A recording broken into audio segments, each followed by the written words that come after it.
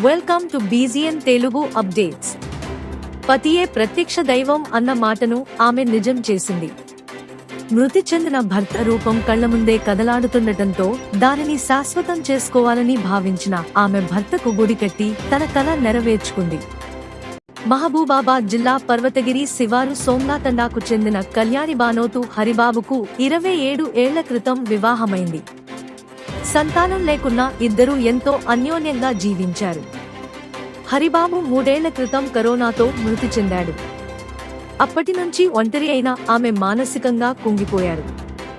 భర్తను తలచుకుని ఎంతగానో రోదించారు. ప్రతిక్షణం భర్త రూపం కళ్ల ముందు కదలాడుతుండటంతో ఆమె ఆ కలల రూపాన్ని కళ్ల ముందే ఉంచుకోవాలనుకున్నారు. తన భర్తకు గుడి కట్టాలని, అందులో తన దైవాన్ని ప్రతిష్ఠించుకోవాలని భావించారు. ఆమె కల బుధవారం నెరవేరింది.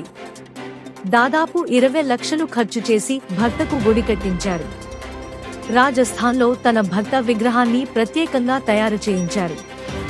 బుధవారం గుడిలో భర్త నిలువెత్తు విగ్రహాన్ని ప్రతిష్ఠించారు.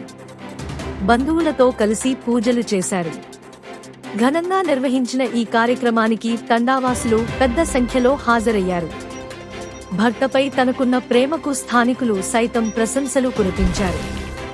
Stay tuned for more updates, like, share and subscribe.